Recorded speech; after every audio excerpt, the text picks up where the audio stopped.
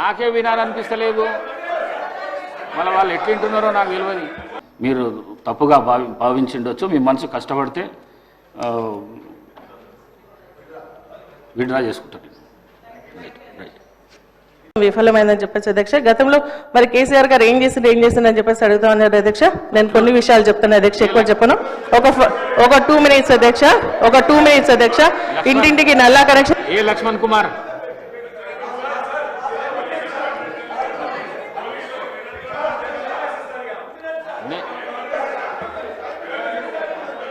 అధ్యక్ష, అవకాశం ఇచ్చినందుకు ధన్యవాదాలు అధ్యక్ష. అధ్యక్ష, నాకే వినాలనిపిస్తలేదు, మళ్ళీ వాళ్ళు ఎట్లుంటున్నారో నాకు తెలియదు. అధ్యక్ష, ఏదైతే మీరు అన్నటువంటి మాటలు ఉన్నాయో, మరి నేను మాట్లాడుతున్నటువంటి సందర్భంలో నేను సబ్జెక్ట్ని ఎక్కడ కూడా డివియేట్ కాలేదు అధ్యక్ష.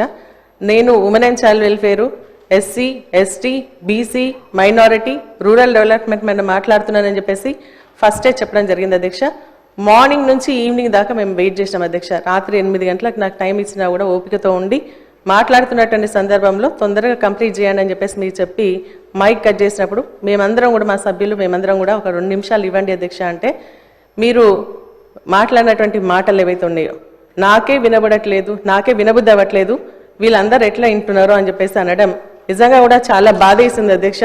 ఎందుకంటే మరి మా ప్రోటోకాల్స్కి సంబంధించినటువంటి ఇష్యూలో మీరు ఇన్వాల్వ్ అయ్యి మరి జిల్లా కలెక్టర్ని పిలిచి మాట్లాడినటువంటి మీరే, ఒక మహిళగా నేను మాట్లాడుతున్నప్పుడు, ఒక సీనియర్ శాసనసభ్యురాల్ని, మంత్రిగా పనిచేసినాను, నేను ఎక్కడ కూడా అన్పార్లమెంటరీ మాట్లాడలేదు. ఎందుకంటే సభలో చాలా మంది ముఖ్యమంత్రి, మంత్రులు, సభ్యులు అందరూ కూడా మాట్లాడినా కూడా ఇక్కడ ఉన్నటువంటి కొత్తగా ఉన్నటువంటి శాసనసభలో కూడా నేను చెప్తా ఉన్నాను అధ్యక్ష, ఇది ఇట్లా మాట్లాడాలా, 0 hour ఒకటే సబ్జెక్ట్ మాట్లాడాలా, మనం మాట్లాడద్దు అని చెప్పేసి చెప్పేటువంటి స్టేజ్లో ఉన్నటువంటి నన్ను మరి మీరు నిన్న ఏదైతే మాట్లాడినరో నాకు చాలా బాధ అనిపించింది అధ్యక్ష. ఎందుకంటే నేను ఓన్లీ సబ్జెక్టే మాట్లాడినాను అధ్యక్ష, సబ్జెక్ట్ని మించి నేను ఒక్క విషయం కూడా బయటికి జరగలేదు.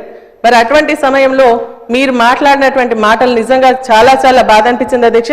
నేను ఇక్కడ ఉన్నప్పుడు నాకు వినపడలేదు అధ్యక్ష, ఎందుకంటే అల్లరి చేస్తా ఉన్నారు ఇక్కడ అక్కడ అందరూ కూడా అల్లరి చేసినప్పుడు మాకు వినపడలేదు.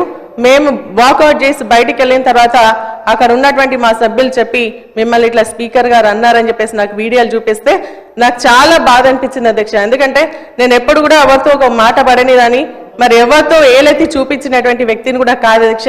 నేను డిసిప్లిన్గా, క్రమశిక్షణతో మరి ఎక్కడున్నా కూడా లాయల్గా ఉండడం నాకు అలవాటు అధ్యక్ష.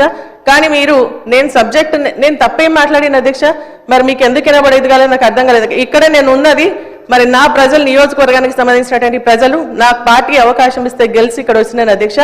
నేను ఇక్కడ మాట్లాడేది నా నియోజకవర్గ ప్రజలకు సంబంధించినటువంటి సమస్యలు, అక్కడ ఉన్నటువంటి ప్రభుత్వానికి సంబంధించినటువంటి ఇష్యూస్ ఏవైతే ఉన్నాయో వాటిని ఎత్తి చూపిస్తూ ఇవి చెయ్యండి అని చెప్పేసి సలహాలు ఇచ్చేటువంటి అపోజిషన్ పార్టీలో ఉన్నాను అధ్యక్ష. అదే విషయం నేను నిన్న మాట్లాడినా తప్ప మరి ఎక్కడ కూడా నేను డీవియేట్ అయి మాట్లాడలేదు, అన్పార్లమెంటరీ మాటలు మాట్లాడలేదు.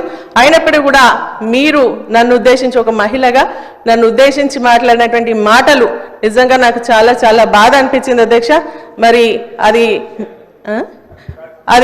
మీకు మంచి అనిపిస్తే మీరు రికార్డులో ఉంచండి అధ్యక్ష, లేదు అంటే మరి దాన్ని విత్డ్రా చేసుకోవాల్సిందిగా నేను కోరుతాను. ఎందుకంటే సభాపతిగా మా హక్కులు కాపాడాల్సినటువంటి బాధ్యత మీది.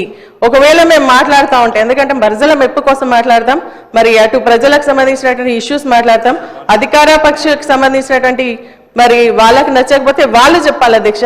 నేను మాట్లాడేది బాగాలేదని చెప్పేసి వాళ్ళు చెప్పాలి. కానీ ఈ సభ మనందరిది అధ్యక్ష. మరి మేము మాట్లాడేటప్పుడు మీరు మాకు అవకాశం ఇస్తారు. అవకాశం ఇచ్చినప్పుడు మేము మాట్లాడుతూ ఉన్నప్పటి సమయంలో మీరు అట్లా, ఎందుకంటే మీరు చూసిన అధ్యక్ష, మహిళల్ని పట్టుకొని మన ముఖ్యమంత్రి గారు మమ్మల్ని మాట్లాడడం జరిగింది అధ్యక్ష, అన్పార్లమెంటరీ మాట్లాడి, ఇంకా కొంతమంది అయినా కూడా మేము సైలెంట్గా మా నిలబడి నిరసన వ్యక్తం చేసినమే తప్ప ఎప్పుడు కూడా మేము మరి దాని పరిధి దాటి పోలేదు అధ్యక్ష.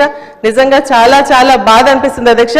అది మీకే వదిలేస్తా ఉన్నాను, నాకు అవకాశం ఇచ్చినందుకు థ్యాంక్స్ అక్క. కానీ ఇటువంటిది మరి ప్రాక్టీస్ ముందు కూడా జరగకూడదు, ఈ సభకు మంచి సంప్రదాయం కాదని చెప్పేసి కూడా నా విచారాన్ని వ్యక్తం చేస్తూ సెలవు తీసుకుంటున్నాను అధ్యక్ష. Thank you. శ్రీమతి సునీత లక్ష్మారెడ్డి గారు అంటే మాకు ఎన్నలేని గౌరవం. అందులో మహిళలంటే రన్నింగ్ కామెంటర్తోనే వచ్చింది. ఇది ఎవరు మాట్లాడుతున్నారు? అక్కడ కాదు సార్, మీదికే మాట్లాడుతున్నారు. మహిళలంటే మహిళలంటే ఎనలేని గౌరవం నాకు 8 మంది సిస్టర్స్ ఉన్నారు. నేను మహిళలను చాలా ఎక్కువ గౌరవిస్తాను. నేను ఈ సీటు మీద ఉండి నేను మిమ్మల్ని అనుకోవడం మాత్రం చాలా పొరపాటు. అది మీరు మాట్లాడేటప్పుడు రన్నింగ్ కామెంటరీ ఇక్కడి నుంచి అక్కడి నుంచి వస్తున్నది. వారు మాట్లాడేది వినబడతలేదు, నాకే వినబడతలేదు, మీకు వినబడుతుందా అని చెప్పిన. మిమ్మల్ని ఉద్దేశించి వినబుద్ధి అయితే లేదు నా మాట్లాడింది అని చెప్పినా కానీ వారిని ఉద్దేశించి చెప్పింది కాదు నేను. మీరు తప్పుగా భావించిండొచ్చు. మీ మనసు కష్టపడితే విడ్రా చేసుకుంటారు.